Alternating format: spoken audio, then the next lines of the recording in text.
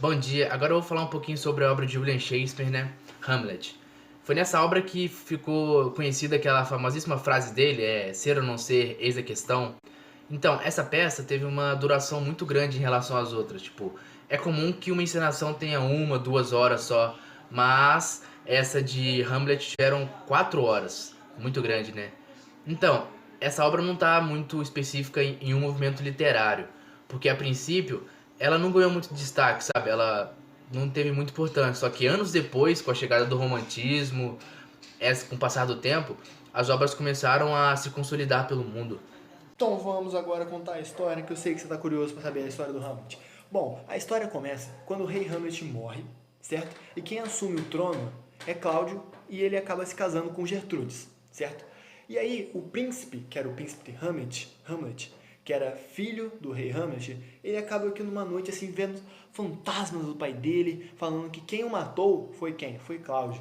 E aí, maluco, aí o príncipe Hamlet fica doido, ele fala, não, tem que ir atrás disso, tem que não é possível, cara, tem que descobrir sobre isso. E aí eles convocam um teatro, né, um teatro lá que fala sobre um irmão que mata o rei. E aí durante esse teatro ele percebe que o Cláudio ele começa a passar mal e ele vaza. E aí o Hamlet falou, se ele passou mal é porque tá com consciência pesada. Então ele mesmo que matou meu pai. E aí ele foi contar isso pra mãe dele. E nisso que ele conta pra mãe dele, né, ele percebe que tem alguém pelas cortinas observando que eles estão conversando. E aí ele vai lá, pega a espada e pá, mata. Só que quando ele for ver, não é Cláudio que estava lá, era Polônio, que era o braço direito dele, certo? E aí, vamos para a próxima parte. Voltei aqui para terminar essa história. E aí, gente, vocês precisam saber que Polônio era pai de Ofélia. E Hamlet e Ofélia eram um casalzinho, eles se amavam. Mas quando o pai morreu, a Ofélia entrou em depressão e ela acabou se suicidando. E aí, o irmão de Ofélia, Laertes, vendo isso, falou: Que isso, cara? Minha irmã morreu? Não tô acreditando nisso. Vou convocar o Hamlet numa batalha. E aí, dito e feito. Batalha pronta. Hamlet de um lado, Laertes do outro. E aí, cara, o Cláudio pensou, vou bolar uma armadilha pro Hamlet. Vou envenenar a espada de Laertes. Se o Hamlet perder, ele vai morrer envenenado. Mas se o Hamlet ganhar, eu vou envenenar a bebida dele. E aí, se o Hamlet perdesse ou ganhasse, ele ia morrer. Aí beleza, chegou o dia da batalha. Hamlet levou uma esgrimada de Laertes. E aí Hamlet ficou envenenado. Mas nisso, ele conseguiu na batalha pegar essa mesma espada e atacar o Laertes, que também morreu envenenado por causa da espada. E aí, na hora da bebida, quem bebeu foi Gertrude, sua mãe, que morreu envenenada. E percebendo toda essa armação de Cláudio, antes de morrer, o Hamlet obrigou Cláudio a beber. E nisso, o Cláudio também morreu envenenado. E todos nessa história morreram. Vamos então agora falar sobre os personagens dessa magnífica obra que é o Hamlet. Bom, o personagem principal dessa obra é o Hamlet, que ele é o príncipe da Dinamarca, certo? Outro personagem é o fantasma do rei Hamlet. O rei Hamlet é o pai do príncipe Hamlet, certo? E esse fantasma ele aparece na obra para falar pro Hamlet que ele foi envenenado pelo irmão Cláudio, que Cláudio seria o atual rei da Dinamarca, que ele assumiu o trono após a morte do rei Hamlet, certo? Temos também Gertrudes, que era a mulher do rei Hamlet, que agora está casada com Cláudio, certo?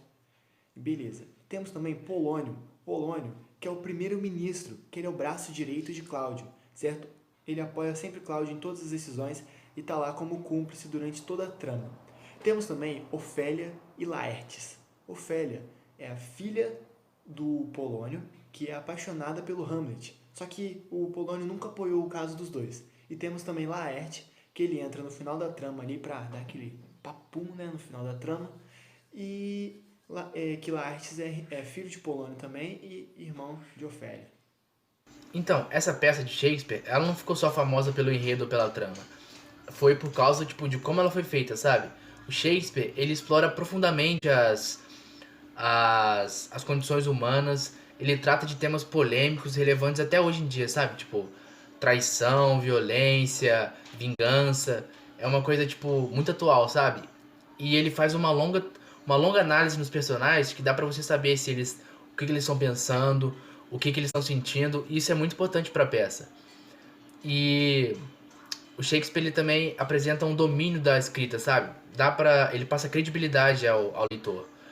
E assim, ele também utiliza de raciocínios aplicáveis até hoje, sabe? Tipo, conceitos atuais, porque e isso faz a peça criar um ar de atemporalidade. Todas as peças de Shakespeare, Hamlet ocupa um posto singular. É provavelmente a mais representativa, a que suscitou as mais diversas interpretações e principalmente a mais admirada e amada. Muitos críticos caracterizam a obra Hamlet como um mergulho profundo na realidade, em que a personagem principal é dominada por uma emoção inexprimível, por ser um excesso em relação aos fatos que aconteceram. Realmente, o príncipe não está aborrecido apenas com sua mãe, o rei usurpador e alguns membros da corte dinamarquesa. O seu sentimento derrama-se sobre toda a existência. Apesar dos motivos que a justificam, há nela algo de cósmico, superior aos eventos que a causaram. Logo, constatamos que a crítica implícita é de que o príncipe transcende a peça. Algo em Hamlet parece existir e fornecer evidências relacionadas a esferas que estão além dos nossos sentidos.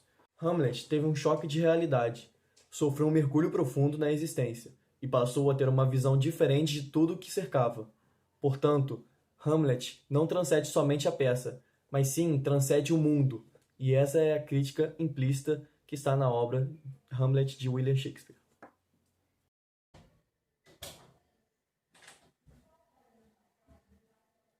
Ser ou não ser? Eis a questão. Acaso é mais nobre a cerviz curvar aos golpes da ultrajosa fortuna? Ou já lutando extenso, mar vence de acerbos males? Morrer, dormir, não mais. E um sono apenas, que as angústias distingue, e a carne a herança, da nossa dor eternamente acaba. Sim, cabe ao homem suspirar por ele. Morrer, dormir, dormir? Senhor, quem sabe? Ai, eis a dúvida.